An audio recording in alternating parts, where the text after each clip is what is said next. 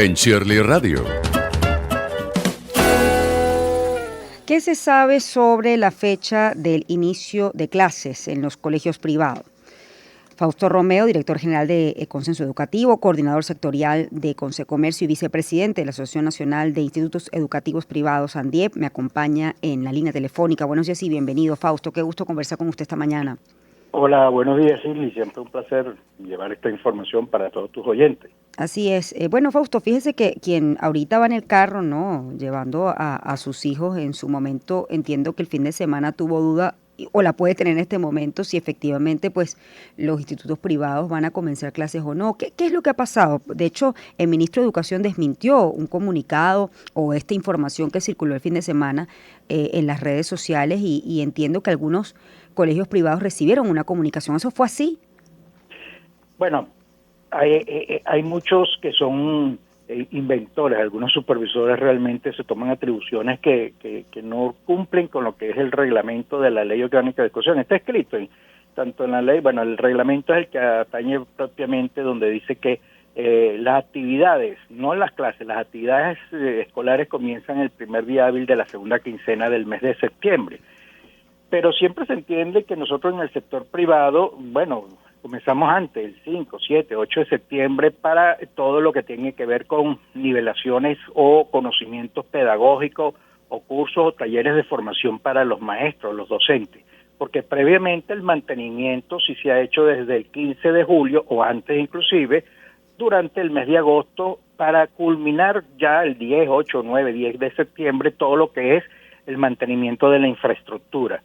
Es decir, que estamos trabajando en función de algo que correlaciona para que no se vea afectados las actividades académicas. Uh-huh. ¿Qué es lo que se ha hecho durante años anteriores? Bueno, las clases siempre comenzaban a nivel de preescolar y primaria las dos últimas semanas de septiembre. Comúnmente la tercera semana era preescolar y la última semana era primaria.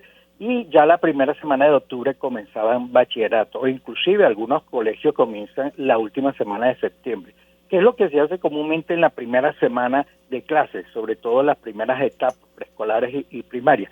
Bueno, conocimiento, conocer a tu maestra, las actividades, cómo se van a desarrollar.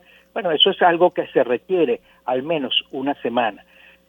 Adaptarte de nuevo a la rutina, que el niño entienda que debe estar a las 7, 7 y cuarto, 7 y media en clase, lamentablemente, o bueno, por tradición en Venezuela siempre ha sido así, en otros países inclusive comienzan las clases a las 9 de la mañana, pero bueno, en nuestro trópico, en nuestro país siempre ha sido a las 7 de la mañana, para que pueda estarse ya encaminado en los primeros días de octubre, ya la clase formal y conocimiento pedagógico que debe darse como rutina para esto. Entonces, realmente, como en los últimos años, desde la pandemia, y recordemos, es que en Venezuela nos enfocamos pandemia el 2020, cuando realmente tuvimos paro, el 2019, recordemos que tuvimos una crisis energética a nivel nacional, nos afectó casi 4 meses en todo el territorio.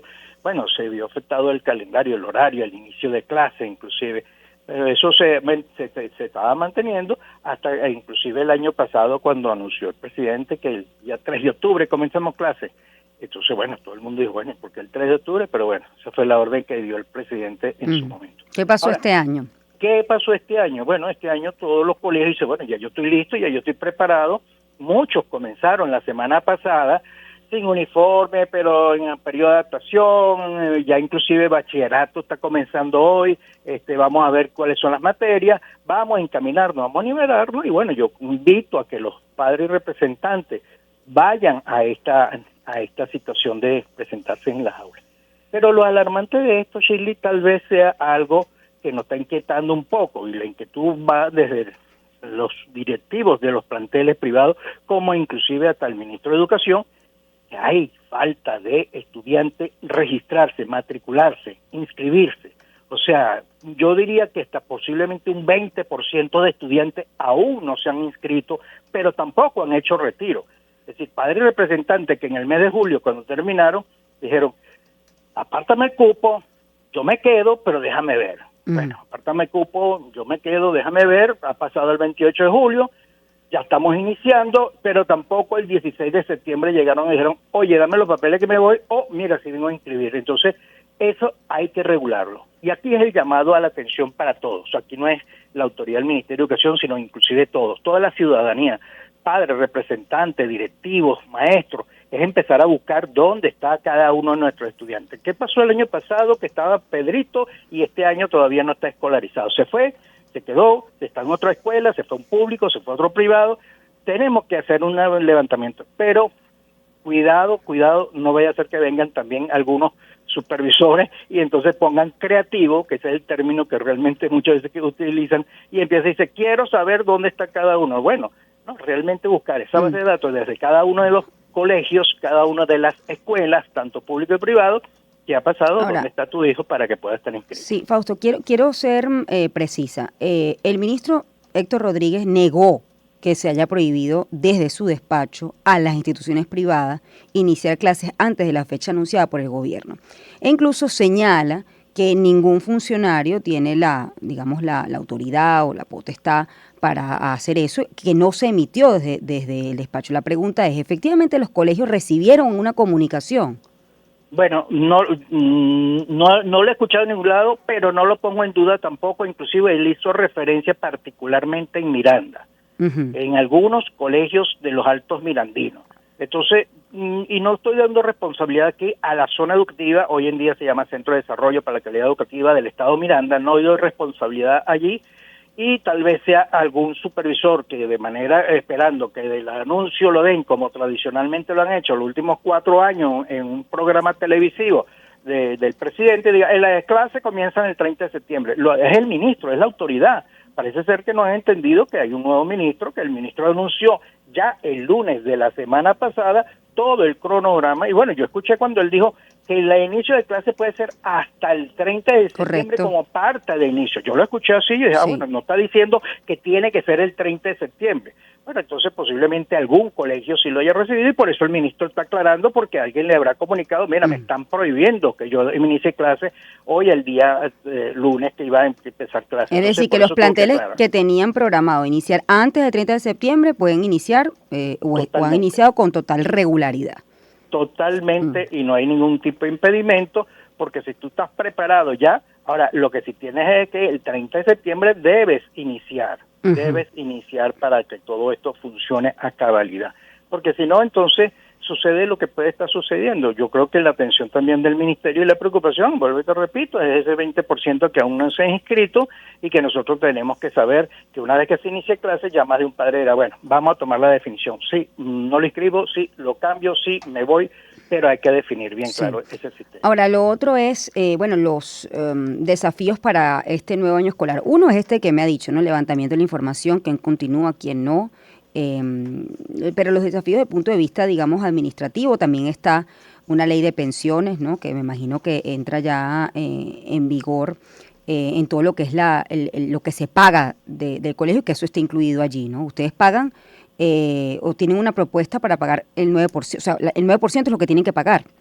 Sí, nosotros cuando salió la ley establece claramente que todo el mundo, con excepción los emprendedores, tenemos que aportar 9% con un mínimo de $130 como base. Es decir, un profesor de matemática, química o física que trabaja por hora y trabaja 8 o 10 horas a la semana en un colegio y después se rebusca con 2 o 3 colegios para completar su buen sueldo mensual, bueno, a lo mejor ese profesor en un colegio no percibe sino $70, $80 mensual. Bueno, hay que llevarle esa base desde los $130 como mínimo, calculado al 9%, indexado al bolívar del cambio oficial Banco Central de Venezuela del día que te corresponde pagar. Ahora, ¿qué pasa con esto? Este dinero se está aportando es al CENIAT. ¿Cuál es la propuesta que consideramos desde Consenso Educativo? Bueno, ya que es para las pensiones y ya aportamos desde el mes de mayo, junio, julio y agosto, bueno, se debería estar viendo el resultado. Elocuentemente con esto, la preocupación del ministro es que no tiene maestros para completar las aulas, pero hay 220,000 jubilados y pensionados, entre esos obrerios administrativos también, pero los docentes que también allí y que se están percibiendo $15, $20 mensual. Bueno, el aporte que tiene la educación privada entre los los 3.800, 4.000 planteles educativos que estamos en Venezuela, entre los posibles 80.000 trabajadores, entre docente, administrativo y obrero, que aportamos ese 9%, un promedio de $170, por decir algo, mensual al 9%, bueno, eso va entre 16 a 19 millones de dólares, y eso puede representar, ese 9% estamos hablando, y eso puede representar posiblemente un pago, un aporte hacia los jubilados y pensionados. Es decir, vamos a poner ya que existe la ley, vamos a ponerles en práctica con ese aporte que la educación privada pueda dar a los jubilados y pensionados del sector de la educación general, de todo lo que son jubilados. Eso viene siendo aproximadamente entre 70 y 80 dólares, que puede ayudar de alguna manera también a estos jubilados y pensionados que están allí. Pero esto no quiere decir que el aporte sea directamente el CENIAT. Crear un fondo administrado, concertado entre el sector el Ministerio de Educación, los jubilados y la educación privada, para poder ver bien claramente cómo se está repartiendo ese fondo bien administrado para que vaya directamente. Es decir, ya que existe la ley, vamos a cumplirla, no queremos ya exoneración. Al principio estábamos solicitando una exoneración o que nos rebajaran, pero ya que el año escolar inició y en el presupuesto de funcionamiento está incluido ese 9%, porque si sale ahorita, bueno, vamos a exonerarlo, bueno, vamos a rebajarlo, entonces hay que reestructurar de nuevo el presupuesto, y eso representa aproximadamente un 6, 7, 10 dólares por cada estudiante durante el mes, que pueda, entre 5 y 7 dólares al mes que pueda rebajarse, pero al fin y al cabo, si nosotros estamos haciendo un aporte al país, creo que es lo más justo. Sí. Vamos a aportarlo, vamos a pagarlo, vamos a crear ese fondo administrado, concertado, y que realmente se pueda darle eso a los jubilados y pensionados del Ministerio de Educación,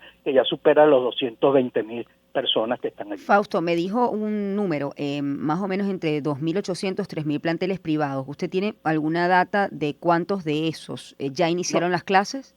De 3.800 a 4.000 planteles privados aproximadamente. ¿Cuánto empezaron clases?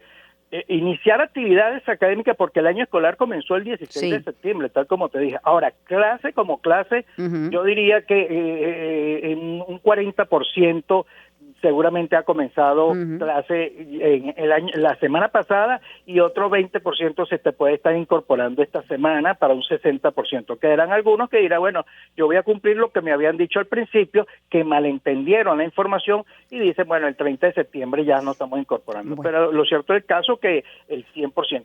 Pero la data que te estoy dando de 3.800 llama un poco la atención. Esperemos que se mantenga esos 3.800, porque vienen cayendo los números de la educación privada como planteles inscritos ante el Ministerio de Educación, como en efecto también de número de estudiantes por planteles educativos. Pero no es solamente porque me voy al sector público, porque también se han marchado del país, y entonces los números ya están empezando a estabilizarse. Esperemos que el 2024, 2025 se mantengan estables, no siga cayendo los números de estudiantes. No estoy hablando de que me voy del privado al público, sino de la cantidad de estudiantes. Sí, a ver, de la cantidad de estudiantes, se ha caído la llamada. Fausto, ¿me escucha? Bueno. Se ha caído la llamada. Bueno, han escuchado en líneas generales a Fausto Romeo, director general de Consenso Educativo, es vicepresidente de la Asociación Nacional de Institutos Educativos Privados, ANDIEP. Ha dicho y ha suscrito lo mismo que ha comunicado el ministro de Educación, Héctor Rodríguez. Negó que se haya prohibido desde el despacho del ministerio a las instituciones privadas iniciar las clases antes de la fecha anunciada por el gobierno del 30 de septiembre. Explicó que si bien existe el 30 de septiembre como fecha de inicio, no se niega esta posibilidad de comenzar antes si eso va en pro de la educación de los menores de edad. Ha dicho Fausto en una cifra final, al menos ya el 40% de los planteles educativos privados iniciaron sus clases, y algunos pues ya iniciarán el 30 de septiembre, que es la fecha tope.